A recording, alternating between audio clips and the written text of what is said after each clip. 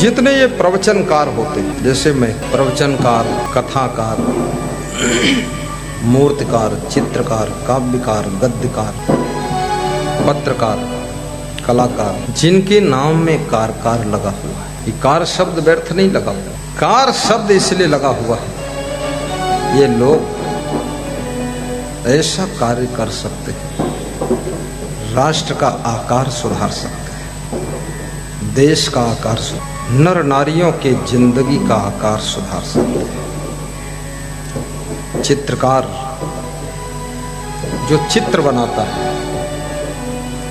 चित्र तो मुर्दा है, कागज पर चित्र हो, कपड़े पर चित्र हो, दीवार पर चित्र हो, चित्र में जान नहीं, लेकिन बेजान चित्र जान वालों को प्रभावित कर देता है। चित्र कैसा है, चित्र का अंदाज क्या है? चित्र आपके चरित्र को झंकृत कर देता है, हिला कर रख देता है। आप हीरो हीरोइन का चित्र देखोगे, है तो कागज पर, आपके अंदर वासना उत्तेजित करेगा। भगवान का चित्र, देवी देवता का चित्र, किसी महान संत का चित्र देखोगे, आपके अंदर उपासना को जन्म दे देगा, भक्ति को जन्म दे देगा। इसलिए आज इतने प्रवचन हो रहे हैं, इतनी कथाएं हो रही हैं, लेकिन समाज जिस परसेंट में सुधरना चाहिए उस परसेंट में सुधर नहीं रहा। क्यों? प्रवचन 2 घंटे होता है, साल में एक बार प्रवचन सुनते, और मोबाइल में कुसंग हर समय, गंदे चित्र हर समय, फिल्में हर समय, मूवी हर समय, नंगे नंगे चित्र हर समय। अब तो मुश्किल हो गया मामला। गुजरात का एक संत कहता था, बड़ी मुश्किल खड़ी हो। बोल रहा था, हम लोग अपने शिष्यों को किसी स्त्री का मुखड़ा देखने नहीं देते थे, अब सबके पास मोबाइल है, न जाने कितने मुखड़ा देखता होगा, कुछ पता ही नहीं। संत के लिए भी खतरा बहुत है, संत महात्माओं के लिए खतरे की घंटी बज रही, और कितनों के लिए तो मोबाइल ही जिंदगी है। माँ बाप अगर मोबाइल ना दे तो जान खो देंगे लोग, माँ बाप मोबाइल वापस ले ले, शाम तक मर जाएंगे लोग। अरे कितने चेले ऐसे नालायक है, गुरु अगर मोबाइल ले ले तो दिन भर रोया जैसा चेहरा बना के बैठता है, अब रोया अब रोया अब रोया, मुंह फुला के रखता, गल फुलो राम। नहीं नहीं, दुनिया की कोई वस्तु हमको विचलित न कर सके। इस धरती पर मोबाइल नहीं था तब भी लोग रहते थे, और संभल संभल कर चलो, विवेक को जागृत करो। तुम्हारे माँ बाप, तुम्हारे दादा दादी, तुम्हारा गुरु, कोई साधु हर समय तुमको पकड़ के नहीं चला सकता। खुद का विवेक जागृत होना चाहिए। आज प्रातः काल में परिक्रमा में निकला, पद यात्रा में, तो सड़क पर गया तो आगे 2 लेडीज जा रही थी, पीछे से एक लेडी जा रही थी। तो आगे वाली दोनों चिल्ला रही थी पीछे वाली को, दौड़ के आगे आ जा हमारे साथ। उनको लगा ये सफेद कपड़ा वाला कोई खतरनाक व्यक्ति है, क्या है, जिंद बाबा है कि भूत प्रेत है। तो हम एक दीवार के पास रुक गए, पीछे वाली लेडीज भी निकल गई, फिर वहां मैं खड़ा रहा। हम 5-6 लोग थे, वो दूर चली गई, तो बार बार वो मुड़ के देखती थी। तो मेरे मन में क्या हो रहा था, मेरे मन में हो रहा था अगर मैं इनके पीछे चलूं तो देखने वालों को होगा महात्मा होकर इनके पीछे क्यों जा रहे हैं। और फिर एक लेडीज मेरे पीछे है, वो पीछे चले तो कोई सोचेगा दोनों बीच में क्यों जा रहा है ये बाबा होकर। तो मैं रुक गया, दोनों आगे हो गए सब। जब बहुत दूर चली गई माताएं, अब देखिए मेरा गुरु तो साथ में नहीं है, लेकिन विवेक जागृत गुरु ने किया। थोड़ा आगे बढ़े हम। अब उन लेडीजों को डर लग रहा था या क्या हो रहा था, या पहचानती थी कि वही महात्मा जो प्रवचन सुनाता है, मुझे नहीं पता। आगे एक नील गाय खड़ी थी, अभी भी वो खड़ी है सुबह से, पता नहीं वहां क्या कर रही। तो उसको देखा मैंने, तो फिर मेरा विवेक बोला पशु है, पड़ोस जाओ, उसके मन में डिस्टर्ब हो जाए, अपना सिर मार दे तो सींग लग जाए। तो उससे भी 200 फीट दूर से ही वापस लौट गए। याद रखना, तुम्हारे पास में विवेक होगा तो तुम शराब की दुकान के पड़ोस में निकलना भी बंद कर दोगे, थोड़ा बाईपास से निकल जाओगे। और विवेक नहीं होगा तो खाम खाम मदिरा की दुकान पर खड़े रहोगे और मंदिर में जाने का टाइम नहीं बचेगा।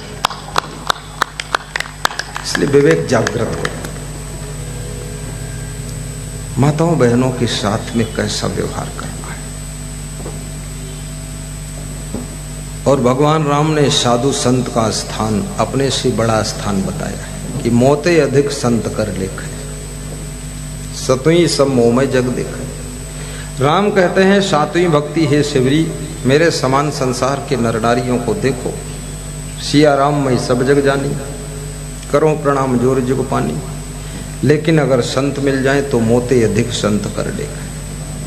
भगवान ने संतों का स्थान अपने से अधिक बताया है, और संतों का स्थान भगवान से अधिक बड़ा है।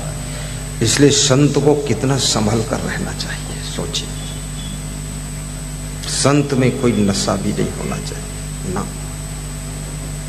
गांजा, भांग, अफीम, चरस, बीड़ी, सिगरेट पीने वाले इन व्यसनों को जो न छोड़ सके, मन बस में करना क्या जाने।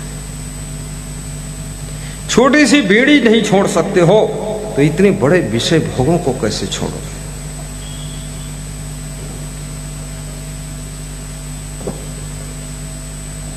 जीवन में जितने दुख दिखते वे निज दोषों के कारण ही, पर जिसको इतना ज्ञान न हो वह दोष मिटाना क्या जाने। और ये भी याद रखना, एक दोष, एक दुर्गुण दूसरे दुर्गुण को आकर्षित करता है। दुर्गुण दुर्गुण में आकर्षण। जैसे आप शराब पीने लग जाओ, धीरे धीरे मांस खाने लग जाओगे, मछली फिर खाने लग जाओगे, फिर अंडा मुर्गा खाने लग जाओगे, फिर दारू के साथ तुम, कहते हैं जो व्यक्ति बोतल में गया, फिर होटल में गया, फिर टोटल में गया, बचा नहीं हो कुछ। इसलिए स्त्रियों को चाहिए कि अपने पति को ज्यादा होटल में भी मत जाने दे, क्योंकि होटल से बोतल, बोतल से टोटल। नाम का पति रहेगा, तुम्हारे काम का नहीं रहेगा। गया जम्बूद्वीपे भारत खंडे आर्यावर्ते भ्रष्टनाथ। घर में इतना सुंदर भोजन बनाइए कि होटल का स्वाद भी पीछे छूट जाना चाहिए। इतना शुद्ध बनाइए, पवित्र बनाइए, प्रेम से परोसिए।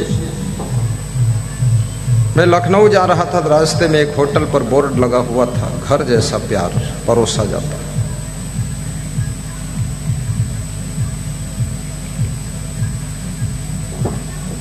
और चाय भी कम पियो। चाय में निकोटीन होता है। चाय नाश्ता नहीं, नशा है, हल्का नशा है। इसलिए जो चाय शुरू कर देते चाय छोड़ नहीं पाते। बेहद गर्मी में भी लोग चाय पीते रहते, क्योंकि उनका दिमाग नशा मांग रहा है, निकोटीन है उसमें। और निवेदन है, बीड़ी का नशा भी छोड़ो। राजस्थान में बीड़ी बहुत पीते हैं लोग, और कई स्त्रियां भी दौसा जिले तरफ बहुत बीड़ी पीती हैं। कभी कोई नशा मत करो। नशा हो तो एक ही हो, सेवा का नशा हो, गौ सेवा का नशा हो, माता पिता की सेवा का नशा हो और भक्ति का नशा हो, सत्संग का नशा हो। और ये नशा ऐसा है, सत्संग का नशा यदि चढ़ गया तो दुनिया के सभी नशा को उतार देता है। ये सत्संग का नशा, ये नशा चढ़ना चाहिए। और ये दुनिया के नशा करोगे तो दुर्दशा होगी। जितना नशा उतना दुर्दशा हो। अपने आप को नशा से बचाओ। और याद रखना, युग बदले, चाहे समय बदले, चाहे वैज्ञानिक युग आए, लेकिन दुख और सुख की परिभाषा नहीं बदल सकती। दुर्गुणों से दुख का जन्म होता है, सद्गुणों से सुख का जन्म होता है। मानुष तेरा गुण बड़ा मानस ना होए काज, हाण न होते आभरण त्वचा न बाजन बाज। कबीर साहब कहते हैं कि हे मनुष्य, तेरे गुणों की महिमा है। तेरे से बड़ा शरीर तो हाथी का है, लेकिन हाथी की पूजा नहीं होती, तेरी पूजा होती है। गुणः पूजा स्थानम न च वयम न च लिंगम। गुणों की पूजा होती है, न जाति की पूजा होती है, न आयु की पूजा होती है। आयु में कोई 102 साल का है, कोई बात नहीं। सुखदेव मुनि बहुत छोटे थे। जगत गुरु शंकराचार्य 8 वर्ष की उम्र में संन्यास लिया था। और सुखदेव जी का सम्मान उनके पिता व्यास जी भी करते थे, क्योंकि सुखदेव बाल ब्रह्मचारी थे और व्यास जी बाल ब्रह्मचारी नहीं थे। इसलिए गुणों का आदर है। गुणवान बहू बनो, गुणवान पति बनो, गुणवान बेटा बनो, गुणवान पिता बनो, गुणवान माँ बनो, गुणवान गुरु बनो, गुणवान शिष्य बनो। आपका जीवन गुणों का गुलदस्ता होना चाहिए। गुणों की सुगंध उठनी चाहिए लाइफ में। जितना सुख चाहो उतना सुख प्राप्त कर लो। बड़े बड़े घरों में भी